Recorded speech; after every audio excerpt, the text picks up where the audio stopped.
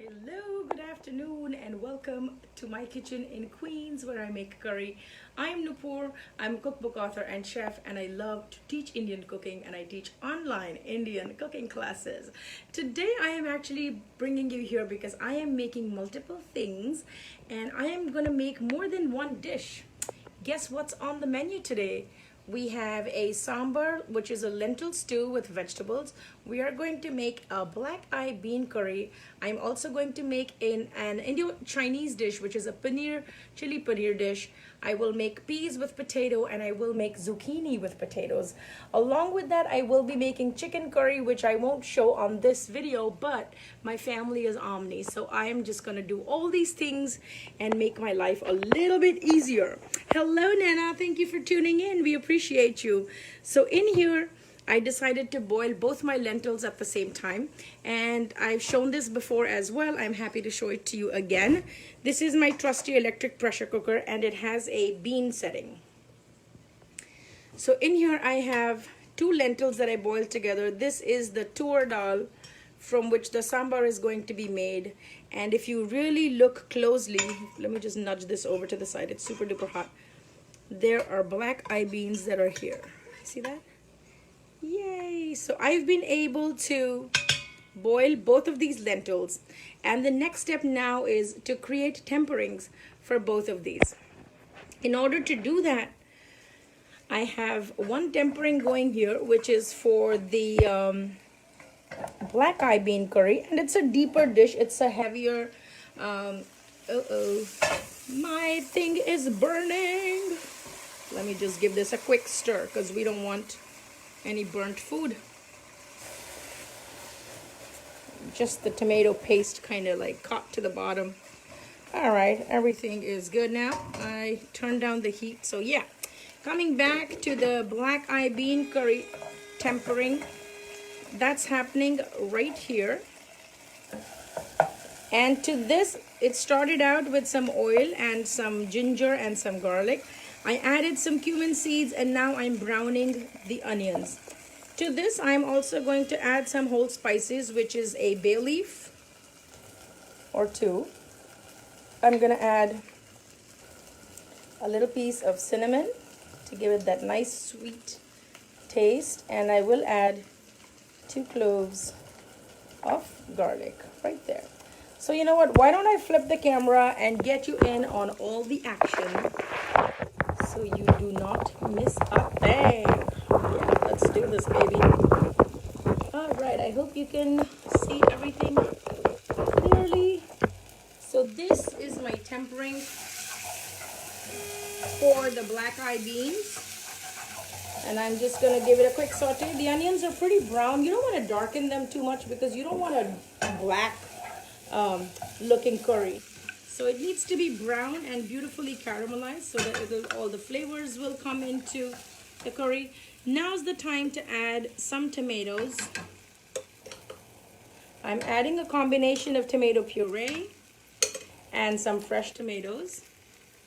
And like I've always said, as soon as you add your tomatoes, make sure you go ahead and add all the salt for your dish at this time. What that does is it helps to break down the tomatoes and it gives you a nice, pasty, yummy, delicious curry base to work with. So I'm going to add the salt just to help to break down everything. I will go back and build on all the other spices. That's in a bit. So I'm just going to let this saute. I might even actually put a little bit of, for a little bit, I might even cover it so it'll be all ready to go. And now I'm going to shift your attention. Actually, you know what? Let me just switch pans. I'm going to shift your attention to one dish that I'm going to make right now in front of you. And I've done some prep ahead of time, which I'm going to just bring you up to date with. So today I'm making this thing called Chinese okra. And if you've ever gone to Asian supermarkets, you've seen this is what it looks like. So it's usually really like this long. It's as long as a snake. But it's kind of in the zucchini and the gourd family, so it has an inherent sweetness to it. This is what it looks like. I've actually cut it into small little pieces like that. So you basically peel off the skin right? And you can use a peeler, you can use a knife, whatever you're comfortable with, okay? Do that. And before you actually cut it and put it with the rest of the Chinese okra pieces, make sure you take a little snipping of it, like just about this much, and taste it. Yes, bite it between your teeth, taste it with your tongue, because a lot of times these can be very bitter and that can ruin your entire dish. So this is a word of caution if you're going to work with this. Usually they're pretty sweet, but every once in a while you'll get something that's bitter. Like this one is actually bitter. I bought about 6 of these and this is just one part of the 6. So this is going straight into the compost bin. This one is fine. I tasted it before I put it aside because it had a longer piece to it. And I just like to cut it in quarters and chop it into small pieces. So the way I like to make this dish, I usually make it in the pressure cooker, but today I'm making it in this pan. What I started out with, I had some oil, I had some cumin seeds, I let them splutter a little bit, and then I browned some onions, and I put in some tomatoes, fresh, just like this one, except for the fact that in this one I also have cinnamon and cloves and bay leaves. This is very much simpler than the black eye bean curry base that I'm making. So basically we're just talking about different temperings that we're creating, and we're going to mix and match and create all these beautiful flavors that are going to work for us. Okay, so now when you see that the oil is separating from the curry, from the space that we do, and keep mashing it down with the back of your spatula so that it'll help to break down better. We're not going to use too many spices. Also in the summertime, when your food becomes lighter, you want to eat foods that are lighter, that digest better, that are water-based, and all zucchinis and squashes and things like that from that family of food are really easy to digest. They're available in abundance. So there's really no reason why we shouldn't be eating this. The only sad part about these things is that you make this much and then it gets reduced to about that much. So I've combined it with potatoes. Also because when you cook with this, then it releases a lot of moisture. And that moisture then helps the potatoes to cook. So just going to chop this right into here. Thank you for all the sweet comments that you're popping into the chat. I appreciate each and every one of those. And I always appreciate the time that you take to come hang out with me in my tiny kitchen. I really appreciate that. It just makes me feel like I'm not cooking alone. My friends are with me. And that's a good feeling. So thank you.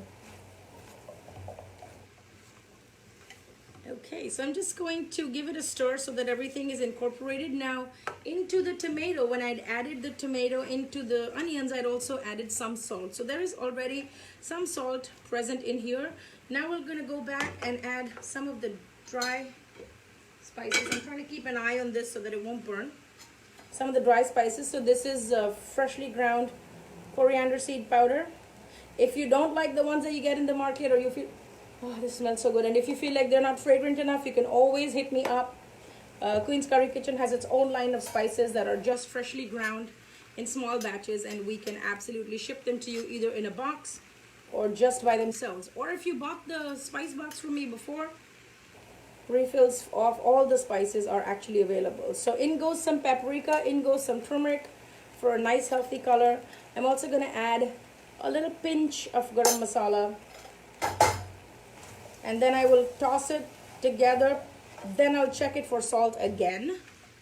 Also remember, this is going to reduce, so you don't want to over salt it, because then you'll be stuck with something that's super salty and you wouldn't know what to fix. The good thing is that the starches of the potatoes are going to help to absorb some of that, and it's going to turn out to be a very evenly balanced dish, which is exactly what we're going for, right?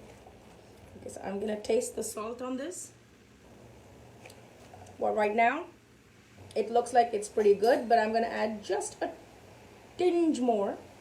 I'm using Himalayan pink salt. You can use whatever you prefer, but because this food is going to be in the fridge and I'm not going to eat everything in one day, I prefer to use Himalayan pink salt. I anyways use Himalayan pink salt, but the difference is that when you use any chemical based salts, the taste of your food changes when it sits in the fridge. So when you're pickling something, brining something, doing any food preservation, either use sea salt or use Himalayan pink salt. Those are your two best bets. Okay, so now this is going to simmer, and in a minute I'll be able to show you how much moisture it actually draws. So I have Nalini tuning in. Hi Nalini. We have Kalpana Taneja tuning in from India. So hi everybody. I really appreciate it that you come hang out with me. We have Nana Vij. We have Monica. Hi everybody. Okay, so quickly what I'm going to do is I'm going to switch this out here so you can see how far we've come with the black eye bean curry. So the best way to make any kind of beans and lentils is that you boil them separately with some salt, and then you create the tempering, and then finally you let them boil together and simmer together so that it'll have the flavor profile that you actually want. So you can see I'm going ahead, and the technique is the same. I'm just mashing the back of the tomato, the back of my spatula into the tomato, and this helps to release all the flavors from the bay leaves that I've put in. When you add all these whole spices, it adds a new dimension of flavor. When you make it simple like this one that we made here, it's a lighter dish, it's easier to digest. And then when you add some complexity by way of adding whole spices, then it's a different bit, a really different kind of a flavor profile. And the fact that you add things at a certain time in Indian cooking, which is the reason why when you bite into something, you actually feel the explosion of flavor hitting all the right spots. That's because when you take the time to layer it in, when you eat it, you actually get back whatever you put in. So that's really where the interesting thing happens. Okay, so I'm going to turn up the heat a little bit, and I'm going to let the oil separate from the pan. That's kind of like the idea behind it. Now let me quickly tell you what we will do for the tempering for the lentil stew with the vegetables. That's a South Indian dish that I'm going to be making, and that tempering is a little bit different. You know what, let me play some musical chairs and just move everything up by one space. Or actually I could just move this over so you know where this is going, right? So when the oil separates from this curry, I'm actually going to add all the dry spices right now, and I will add just a tad bit of water. So a little salt, some freshly ground coriander powder, coriander seed powder, that's what they call it now. And it's super fine, so when you put it in your curries, it's not grainy, it doesn't come in your mouth. It's freshly ground, and I do it all in small batches, so it's not just, it's better than something that's in the supermarket sitting on the shelf. Some paprika. I don't like heat in my food, but I love the red color. And I'm going to use some turmeric. I've boiled the black eye beans with some salt and with some turmeric, so I don't want to do too much of either one right now. And once it's simmering, you can always go back and add some more if you need to. You just can't take anything out, so be very light-handed with your salt. Also, the more salt you have in your food, the more water you retain in your body. Yeah, no kidding. So if you're really trying to cut down on your bloat, reconsider the salt, the type of salt, and the quantity of salt that you're using in your body. Okay, so this is going to do its thing. I'm going to add just a little bit of water, which I think I will bring it over from the boiled peas itself, because that water already has the flavor of the black eye beans. So I'm going to use just that liquid. That would be nice. I'll be right back with you guys. Don't go anywhere. I don't like to cook alone, so you're not allowed to leave my kitchen, okay? All right. Okay, so I scooped out some of the liquid from the boiled beans, and I'm going to put them here just so that everything will simmer together nicely. Sometimes people like to add vegetable broth or whatever, but I just really don't like to add any broths to my curries. I just feel like whatever it's been boiling in has its own natural flavor, and putting in an artificial vegetable broth that's been sitting on a supermarket shelf really kills the taste of it. So I'm going to let this simmer. You see how pasty it got? And I mashed some of the beans with the back of my spatula. So it got nice and pasty. And to this, as a finishing touch, I'm probably going to add some dry fenugreek leaves. And I'm going to let it simmer out As a finishing touch, I will add some ginger juliennes to match the ginger that I've fried in it before, and I will finish it off with some cilantro. So that's number 2 done. I'm gonna keep the flame on so we are maximizing our tools and resources. So when you're trying to cook multiple meals for the day, first of all, plan. So you should really know what you're doing, how you're gonna go about it. Super mucho importante. And the next thing is that try to make use of whatever you have. So I have 2 electric pressure cookers, and I have these 4 burners. So I just use as much real estate equipment I can so that I can be in and out of the kitchen quick, and that's 1 day of cooking and 1 day of cleaning, as opposed to chopping, cutting, cooking every day. Ain't nobody got time for that. This is New York, baby. Okay, we're jumping right into the sambar, the lentil stew, and this is the tempering we are going to make for that. I've boiled it with just a little bit of salt, and I put in some turmeric, and I also put in my coconut curry blend, which is the spice blend that you can get from Queen's Curry Kitchen. And I put some curry leaves, if you will. You see these? So when you actually rip up the curry leaves and boil it with your broth, it gives it a nice, interesting flavor. And I'm just gonna mash it with the back of my ladle. This needs to be super smooth, so we're going to definitely work on that. These are also called pigeon peas. In Hindi, it's called tur dal, T-O-O-R. That's the name of the lentil. So if you've never had it before, you need to seriously consider adding more lentils to your life. It's a lighter thing to eat, and it's just superbly tasty. All right, so the oil is nice and hot. To this, we're going to add some mustard seeds, which are going to splutter immediately because the oil was really hot. Give it a second. We're also going to add some fenugreek seeds. In goes that. And I'm going to add some cumin seeds. So this is my trinity that goes in. Right? I will add some grated ginger, not too much. Some garlic. Give it a stir. And you're trying not to burn the seeds, but they have to pop and splutter in order to not be bitter. If you don't give them the time to splutter, it could actually create bitterness in your stew. So just give it a couple of seconds and fry it out a little bit in the oil. You can make this with coconut oil, and that tastes really, really bomb. I want to put some curry leaves, but you know what? They're in my fridge behind me.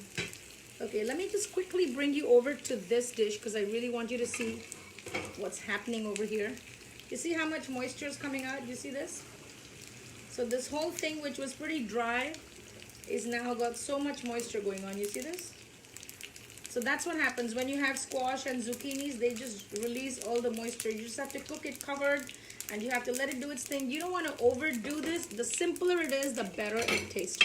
Trust me. So the cover goes right back on there. You see how the seeds are now brown? Now is the perfect time to put a handful of onions. I like to actually slice my... Alright, somebody in my neighborhood really thought this was a racetrack, which it is not. Okay, so I personally like to slice my onions for the lentil stew because I feel like it has a good mouthfeel. But today I actually chopped everything together and I didn't do a separate kind of cut. So I'm going to make do with this. Into this stew is also going to go some other stuff. And because it's going to be a very hearty vegetable lentil stew, I'm going to put whatever vegetables I have on hand. One of them is cauliflower, which I had in my kitchen. I also have carrots that I've cut into these long strips. You can use pumpkin too, you know, the yellow pumpkin, because that tastes really good and it sweetens the sambar. I've also used one potato that I've cut into this disc shape. It has to be this wide because it has to simmer for a while. And this is our good old eggplant that has been chopped into cubes. If you have radish, if you have pumpkins, absolutely go ahead and use those. Okay, so we are going to keep stirring this thing. Now the idea here is to not make it brown, to not burn it. Just saute it enough till it's translucent. Okay. In the meantime, I can, ooh, this got really hot. In the meantime, I can actually go back into here and mash this down. Or if you have a potato masher which you use for your mashed potato, you know, this little guy, you can actually go into your lentils. Let me show you. And mash them out like this. So you can totally do that. You can use a whisk so that it'll be nice and creamy. And keep giving it a stir, it'll be nice and creamy. Okay, so I'm gonna work on that more. Let me just get back to this for now. I'm gonna get this out of here because it's plastic and I don't want it to melt. So the final step in this lentil stew dish would be that when the tempering is ready, I will also add some asafoetida to it. And I will add this to this in a bigger pot, put in all the vegetables and let it simmer for about 15 to 20 minutes so that all the flavors get well combined. Now is the time to add some tomatoes. Yes. And I'm gonna add a little bit of the tomato puree. Only because I feel like the tomatoes right now, sometimes you can't say how sweet or sour they're going to be. So a combination of both actually works really well. I'm also gonna go back and add my coconut, coastal curry coconut spice blend. If you haven't ordered it, honey, you are missing something in life. This is the biggest boom of flavor that you can have in your life for any South Indian based curries. So everything is dry roasted and then it's ground together, so it's really a very aromatic, flavorful thing. You can put it in any of your South Indian based dishes, whether it's lemon rice, whether it's sambar, whether it's bisi bele bhat, just some of the dishes. So try not to burn this. And whenever you see that it's turning black or burning, you can always take the liquid from your lentil and add it into the pan. It slows down the cooking and it prevents your curry paste from burning. And then as it boils down, as it cooks, it actually becomes more and more flavorful. So just mash it down with the back of your spatula. Let's just quickly check on this guy. I'm going to put a little bit more liquid because I'm going to be looking away for a minute. I'm going to quickly check on the squash. You see how much more liquid is there now? Do you see this? Yeah, so you have to keep giving it a stir because even though there is liquid, it tends to stick.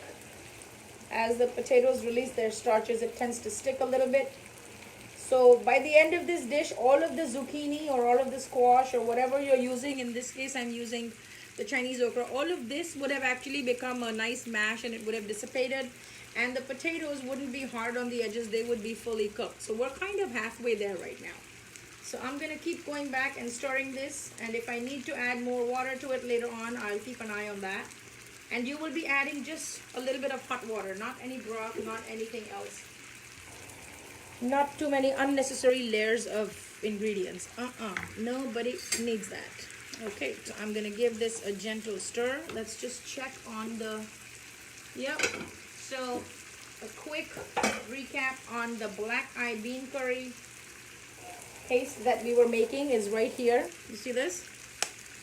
And you can literally see the oil is separated from the pan. It's actually even starting to get a little dry because it was pasty and you don't want it to stick to the bottom of the pan.